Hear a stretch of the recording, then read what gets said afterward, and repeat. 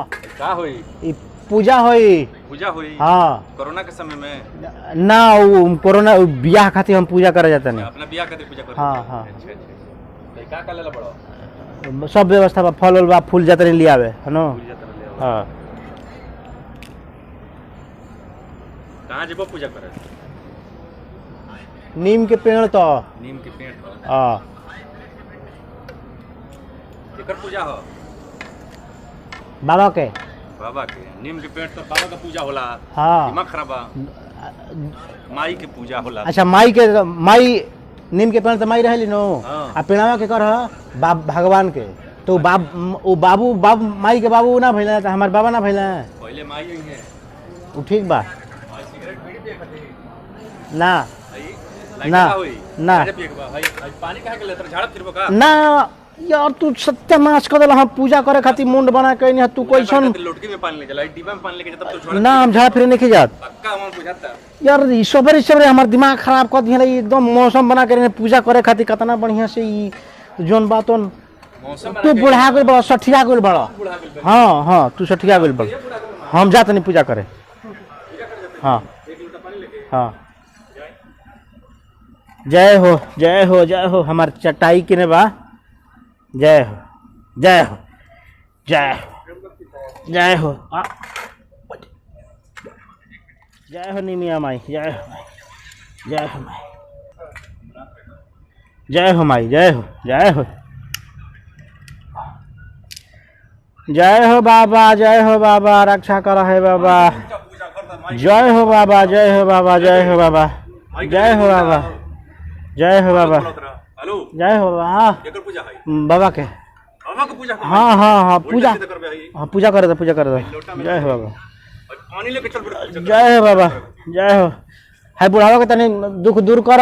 सटकिया गइल बा बुढ़ावा। हर दुख दूर कर। ए मां ये उल्टा सीधा पूजा करते के लात। है बुढ़ावा के दूर कर दुख बलाई। सठिया गइल बा बुढ़ावा है नो। बुढ़वा ना हई जवान का सठी आ गेल। अब पूजा हो गइल, अब तनी एगो भजन गा दिया। ए बाबा हमार विनती सुन लो है नो। अरे ए बाबा, अरे पागल बनाई दो ना ए बाबा, अनहर बनाई दो ना। हई बुढ़ावा के, हई बुढ़ावा के अनहर बनाई दो ना। हमारा आरती से नहीं खे करे तो बिया है बाबा, बानर बनाई दो ना। बानर हनुमान जी का सेना होले रे बेकू। हाँ तो यही से कहते नो कि बानर बनाई दो ना। हमरो आरती से प्यार भइल बा ए बाबा, अनहर बनाई दो ना। हई बुढ़वा के अनहर बनाई दो ना ए बाबा, बानर बनाई दो ना। जीत रे बाबा के, हाँ बाबा के। कौन बाबा रे तोरे नीम के पेट में? बाबा बाबा बड़ा, बाबा बड़ा तबे बियाह होई। दिमाग खराब है का? हाँ हाँ हाँ खराब है। हाँ रुक जा। बड़ा हो गया। अरे ना रे ना ना ना ना ना, ई प्रसादी है, खाई जाला है नो। हाँ पूजा कर ले तो बढ़िया से।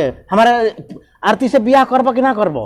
हम करी अपने तो हम प्यार करे नहीं हमारे से, हम प्यार कर, हाँ हम प्यार करे नहीं उल्टा सीधा तो बियाह करेबो कि ना करेबो? ना करेबो तो हम कहबे करब, हम भगा ले जाई। करबो हाँ करबो उल्टा सीधा। हाँ एकदम।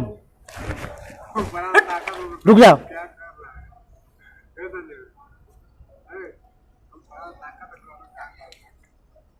जय हो बाबा, अरे तहार हम जय हो बाबा, जय हो जय हो। अरे ये के हाली में बाबा खुश हो गिलो, ये के हाली में खुश हो गिलो। अरे बाबा का पूजा रे। अरे बाबा का पूजा सत्यानाश को दिलो यार। अरे पूजा करता है। अरे बूढ़ हो गेले तू से बाप हो गेले पूजा करता है। पूजा करते बड़े। प्रसादी ना खइबो? प्रसादी, प्रसादी अपने कहा बुढ़ापा में प्रसादी दो। आई प्रसादी आरती रे हमार बियाह होखे देबो कि ना? नमस्कार दोस्तों, मैं संजय कुमार, ये हमारे गुरु तिवारी जी। श्री प्रकाश तिवारी जी। ये छोटा सा क्लिप आपको लोग दे रहे हैं बीच में मनोरंजन के हाँ लिए। भैया, आपको कैसा लगा? जे प्यार करेला आ शादी ना होला तो भाई पूजा पाठ क के देवी देवता के मनावे के पड़ेला। लेकिन हिनका ऐसा बूढ़ बाप जौन बड़े नो ई शादी ना होके दिया बुझाता, लेके भागा ही के पड़ जाए। आओ दू लड़का बड़ा सुन के कर फिर रहे सुन उतारा भी रही जा ये बूढ़ा वो अभी तो ऑडियंस के सही करो।